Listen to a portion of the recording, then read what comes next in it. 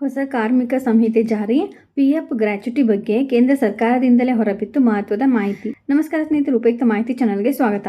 EPFO ಇತ್ತೀಚೆಗೆ ದೇಶಾದ್ಯಂತ EPS 95 ಪಿಂಚಣಿ ಹೆಚ್ಚಳದ ವಿಚಾರ ಭಾರೀ ಚರ್ಚೆಯಾಗುತ್ತಿದೆ.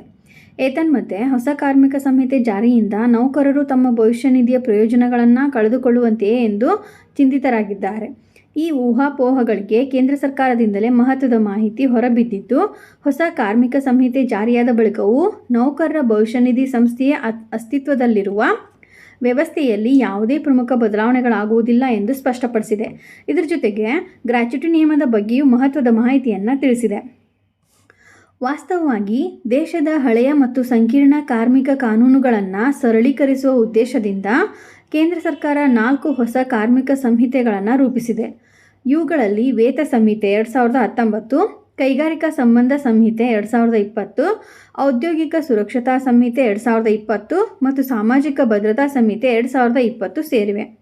ಈ 4ರಲ್ಲಿ ಸಾಮಾಜಿಕ ಭದ್ರತಾ ಸಂಹಿತೆಯ ಪಿಂಚಣಿಗಳು ಮತ್ತು ಇತರ ಸಾಮಾಜಿಕ ಭದ್ರತಾ ಯೋಜನೆಗಳಿಗೆ ನೇರವಾಗಿ ಸಂಬಂಧಿಸಿದೆ.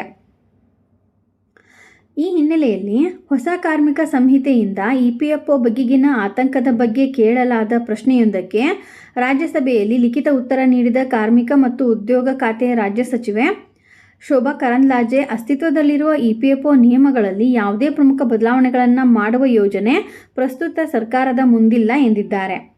ಹೊಸ ಕಾರ್ಮಿಕ ಸಂಹಿತೆ ಸಂಪೂರ್ಣವಾಗಿ ಜಾರಿಗೆ ಬಂದರೂ ಸಹ ಅಸ್ತಿತ್ವದಲ್ಲಿರುವ EPFO ಯೋಜನೆಗಳನ್ನು ತಕ್ಷಣವೇ ರದ್ದುಗೊಳಿಸಲಾಗುವುದಿಲ್ಲ ಎಂದು ಸರ್ಕಾರ ಸ್ಪಷ್ಟಪಡಿಸಿದೆ. ಸಾಮಾಜಿಕ ಭದ್ರತಾ ಸಂಹಿತೆಯ ನಿಬಂಧನೆಗಳ ಪ್ರಕಾರ ಹೊಸ ಕಾನೂನು ಜಾರಿಗೆ ಬಂದ ನಂತರ ಕನಿಷ್ಠ 1 ವರ್ಷದವರೆಗೆ ಹಳೆಯ ಯೋಜನೆಗಳು ಹಿಂದಿನಂತೆಯೇ ಕಾರ್ಯನಿರ್ವಹಿಸುತ್ತವೆ. ಆದರೆ ಅವು ಹೊಸ ಕಾನೂನಿನ ನಿಬಂಧನೆಗಳೊಂದಿಗೆ ಸಂಘರ್ಷಿಸುವುದಿಲ್ಲ ಎಂದು ಹೇಳಿದ್ದಾರೆ.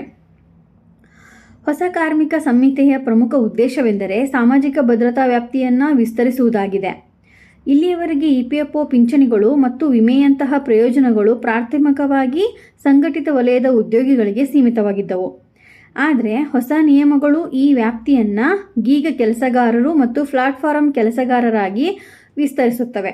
ಉದಾಹರಣೆಗೆ, ಆಹಾರ ವಿತರಣಾ ಪಾಲುದಾರರು ಮತ್ತು ಅಪ್ಲಿಕೇಶನ್ ಆಧಾರಿತ ಚಾಲಕರು ಸಹ ಇದರ ವ್ಯಾಪ್ತಿಗೆ ಬರುತ್ತಾರೆ.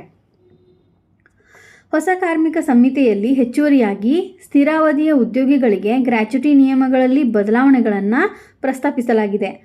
ವಾಸ್ತವವಾಗಿ ಈ ಹಿಂದೆ ಗ್ರ್ಯಾಚ್ಯುಟಿ ಪಡೆಯಲು ಕನಿಷ್ಠ 5 ವರ್ಷಗಳ ಸೇವೆ ಸಲ್ಲಿಸುವುದು ಅತ್ಯಗತ್ಯ ಎಂಬ ನಿಬಂಧನೆ ಇತ್ತು.